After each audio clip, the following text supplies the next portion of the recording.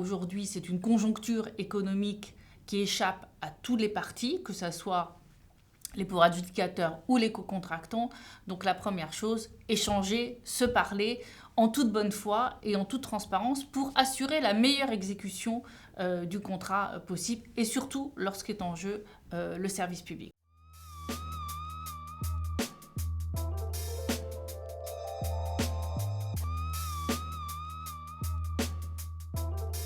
Alors, si l'on s'interroge sur l'impact du coût de l'énergie, plus exactement de la hausse du coût de l'énergie sur les contrats de la commande publique, je crois qu'il faut prendre en compte deux séries de considérations. La première, elle est liée à la distinction entre les deux grandes catégories de contrats de la commande publique que l'on connaît, les marchés publics d'un côté, les concessions de l'autre. La deuxième série de considérations, elle est liée aux conditions dans lesquelles ces deux catégories de contrats, qu'il s'agisse des marchés ou des concessions, doivent s'exécuter. Sur le premier point, quelle est la typologie des contrats de la commande publique et surtout, quelle est la distinction, qu'est-ce qui distingue les marchés et les concessions? Ce qui distingue un marché d'une concession, c'est en définitive le risque économique endossé par le titulaire du contrat. Pour faire simple, dans un marché public, le titulaire du marché public, il conclut un contrat avec l'acheteur public sans prendre un grand risque économique. Il endosse le risque économique classique qu'endosse tout entrepreneur qui conclut un contrat avec un client, mais ce risque ne va pas au-delà de ce risque classique, entre guillemets. Il exécute la prestation qui est prévue au contrat et en contrepartie de l'exécution de cette prestation, il va percevoir de l'acheteur public le prix forfaitaire, par exemple, qui a été prévu dans le contrat. A l'inverse, le concessionnaire, lui, il endosse un vrai risque économique, en ce sens qu'il pourra, le cas échéant, gagner moins d'argent que ce qu'il a prévu au départ. Si, par exemple, les conditions économiques changent ou si, par exemple, la demande de prestation de services, objet du contrat, diminue par rapport à ce qu'il avait imaginé au départ. Le concessionnaire a évidemment la possibilité, c'est le jeu de la concession, de gagner plus d'argent que ce qu'il avait prévu au départ si, à l'inverse, les conditions économiques s'améliorent. Donc la distinction entre ces deux catégories de contrats, elle porte vraiment sur ce risque économique. Quelle est la part de risque économique endossée par le titulaire d'un marché public par rapport à la part de risque économique endossée par un concessionnaire? Et il est bien évident que si l'on parle de risque économique, l'impact du coût de l'énergie ne va pas être le même sur un marché et sur une concession. La deuxième série de considérations qu'il faut prendre en compte, et elle est éminemment importante s'agissant des contrats de la commande publique, c'est les conditions dans lesquelles ces contrats doivent s'exécuter. Premièrement, ces contrats doivent s'exécuter de bonne foi, c'est-à-dire que les deux parties ont conclu un contrat, et un contrat de la commande publique, comme n'importe quel contrat, c'est la loi des parties. Et donc, les parties doivent exécuter ce contrat conformément à ce qui est prévu dans le contrat. Les circonstances extérieures peuvent changer, mais en principe, la lettre du contrat, elle, reste la même. De manière peut-être plus spécifique au contrat de la commande publique, il y a un deuxième élément à prendre en considération, qui est le fait que ces contrats, marché ou concession, dans des proportions variables prévues par le Code de la commande publique, en fonction de leur montant, c'est la question des seuils, mais en principe, ces contrats sont conclus à l'issue d'une procédure de publicité et de mise en concurrence. Et ça, c'est un élément tout à fait important parce que cette procédure de publicité et de mise en concurrence, elle va évidemment cristalliser les conditions dans lesquelles le contrat doit s'exécuter. Pour dire les choses simplement, il ne faut pas que les parties, à l'issue de la procédure de publicité et de mise en concurrence, et donc après avoir signé le contrat, se sentent totalement libres de modifier les termes du contrat et donc de s'écarter, c'est la formule consacrée, des conditions initiales de la concurrence. Donc la hausse du prix de l'énergie peut avoir un impact sur le contrat. La question qui se pose, c'est de savoir jusqu'où ça peut conduire les parties à modifier le contrat pour tenir compte de cette hausse, sans remettre en cause pour autant les conditions initiales de la concurrence.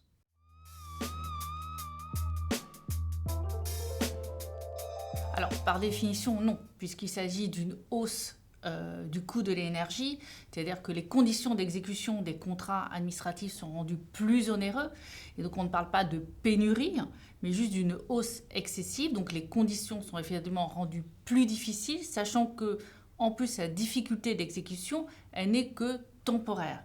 Donc, il n'y a pas matériellement impossibilité d'exécuter le contrat.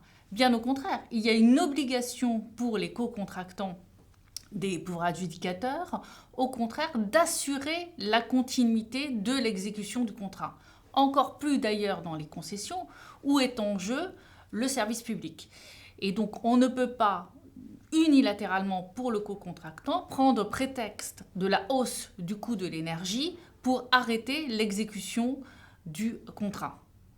En revanche, bien évidemment, cette hausse excessive du prix de l'énergie peut avoir un impact après sur le business model de l'entreprise du co-contractant et donc peut-être conduire à des situations de fragilité financière qui pourraient, si elles perdurent trop longtemps et si des négociations ne sont pas mises en œuvre avec les collectivités, conduire à une situation financière désastreuse, voire à une faillite du co-contractant.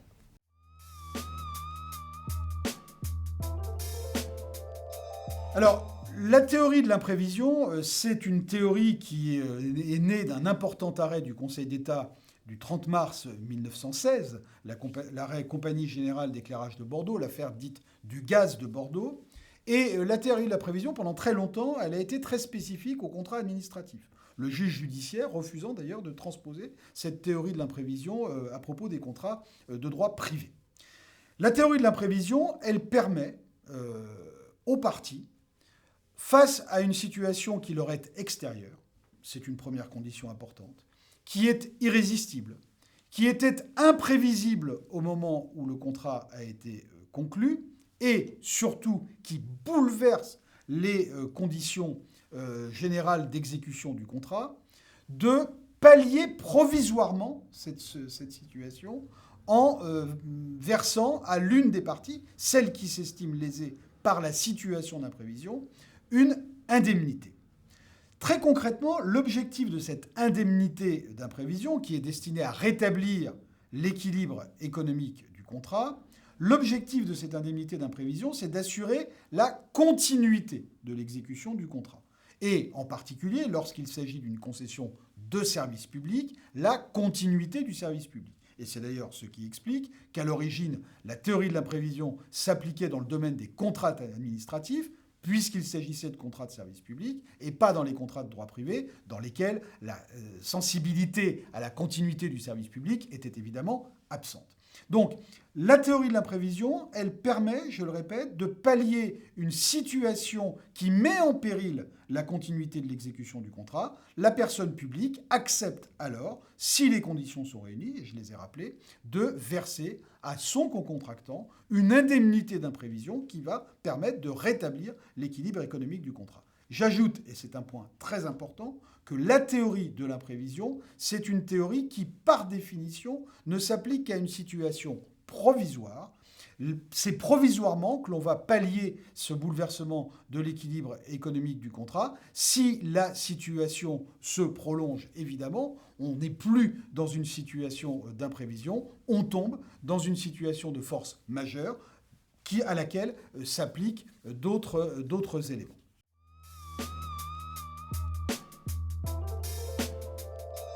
Alors, l'avis du Conseil d'État du 15 septembre 2022 porte plus spécifiquement sur la question de l'impact de la hausse du coût de l'énergie sur les contrats de la commande publique, marché et concession. Si l'on résume de manière assez générale l'avis du Conseil d'État, il se borne en définitive à rappeler les grands principes de la jurisprudence administrative, notamment ceux relatifs à la théorie de l'imprévision, et à rappeler un certain nombre de règles qui figurent dans le Code de la commande publique, qui ont été codifiées en particulier dans le Code de la commande publique en 2016. C'est un avis qui dit en substance deux choses. La première, c'est qu'il est possible aux parties, face à la hausse du prix de l'énergie, de modifier de manière sèche, comme le dit l'avis, soit la durée du contrat, soit le prix fixé dans le contrat, pour tenir compte de l'aléa lié à la hausse du prix de l'énergie. Dans la limite des 50% du montant initial du marché ou de la concession, ça c'est une limite qui est fixée par le Code de la commande publique, soit en s'appuyant sur l'existence de circonstances imprévues, soit en s'appuyant sur le fait que la modification qui va en découler est une modification dite de faible montant. Donc vous voyez que ça, c'est une application pure et simple du Code de la commande publique. Il est possible, pour tenir compte de cette circonstance imprévisible, de modifier soit la durée, soit le prix du contrat, en respectant évidemment la barre des 50% du montant initial du prix du marché, qui permet de préserver les conditions initiales de la concurrence que nous évoquions tout à l'heure. Donc, il y a là un rappel des principes du Code de la commande publique. Ce que dit également l'avis, c'est qu'il est possible aux parties de conclure une convention d'imprévision, pour que la personne publique puisse couvrir, en quelque sorte, les charges extra-contractuelles nées de la situation, nées de la hausse du prix de l'énergie. Pourquoi charges extra-contractuelles ? Parce que la situation d'imprévision, elle est destinée justement à couvrir ce qui est extra-contractuel. Et d'une certaine manière, en situation d'imprévision, les parties sortent de la relation contractuelle pour se placer pendant un temps limité dans une situation extra-contractuelle. C'est un peu théorique de dire cela, mais je crois que ça rend très bien compte de l'impact de la théorie de l'imprévision sur l'exécution des contrats de la commande publique. Donc, il y a ces deux possibilités-là, soit une modification sèche de la durée ou du prix du contrat, soit la conclusion d'une convention d'imprévision par laquelle la personne publique va compenser en tout ou partie, en principe, dans la théorie de la prévision, le surcoût né de la hausse du prix de l'énergie. Je dirais que, pour résumer, cet avis du Conseil d'État du 15 septembre 2022, par ce rappel des principes et de la jurisprudence, il est là surtout pour rassurer les co-contractants de l'administration sans doute également, mais surtout les co-contractants de l'administration, en leur disant « N'ayez crainte, il existe dans le Code de la commande publique et dans la jurisprudence administrative des règles et des principes qui vont permettre de faire face à cette situation difficile et que tout le monde espère provisoire. »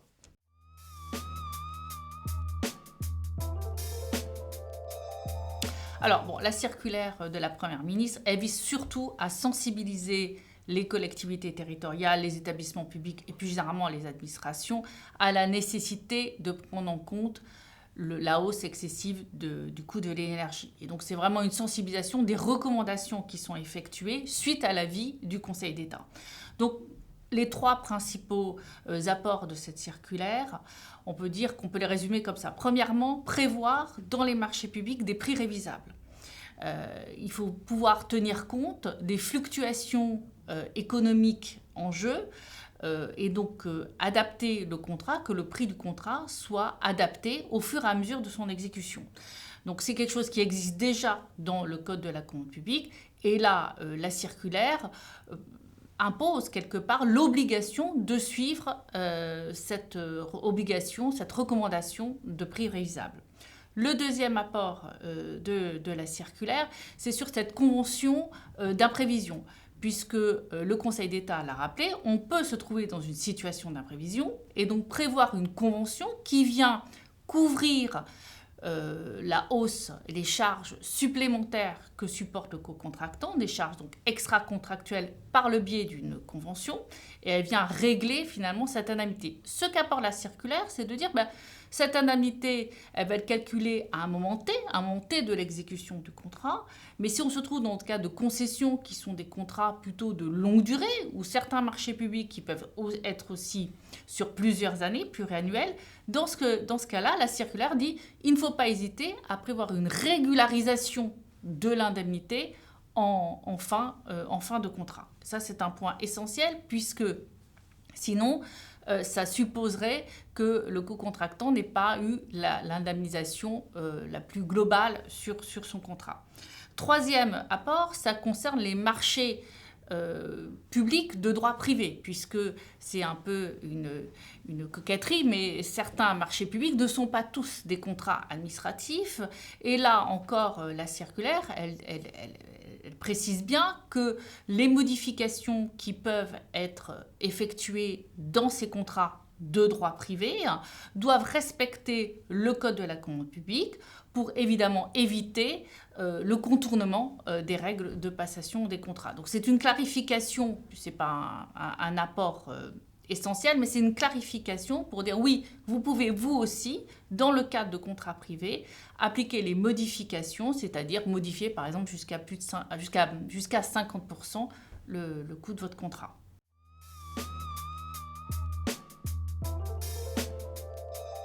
Je crois que la première chose, c'est ne pas perdre de vue la philosophie de ces contrats. Donc évidemment, la bonne foi et sur les contrats de longue durée, le partenariat. Donc avoir une vision partenariale, finalement, aujourd'hui, c'est une conjoncture économique qui échappe à toutes les parties, que ce soit les pauvres adjudicateurs ou les co-contractants. Donc la première chose, échanger, se parler en toute bonne foi et en toute transparence pour assurer la meilleure exécution du contrat possible et surtout lorsqu'est en jeu le service public. Donc ça, c'est quelque part la première étape. La deuxième étape, c'est il peut y avoir plusieurs solutions.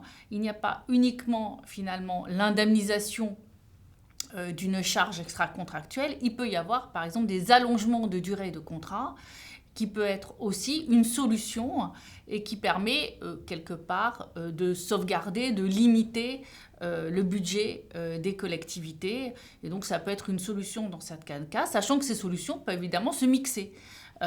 Donc l'essentiel, c'est d'avoir évidemment les justificatifs qui permettent d'allonger cette durée du contrat. Donc ça, c'est aussi une possibilité.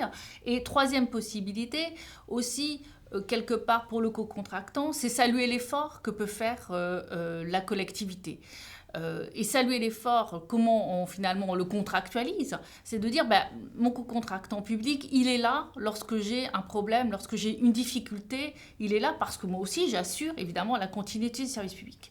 Donc finalement, je suis bien dans cette démarche collaborative et donc je vais, si jamais les conditions changent et si demain ces conditions me sont beaucoup plus favorables, je dois quelque part, entre guillemets, rendre l'avantage que va donner la collectivité plus tard. Donc, il faudrait prévoir dans les contrats des clauses de retour à meilleure fortune qui permettent quelque part de renvoyer l'ascenseur, si vous me permettez l'expression, pour être sûr de dire que finalement personne n'est lésé dans cette affaire. Il s'agit juste de pallier des difficultés momentanées pour assurer l'exécution du contrat.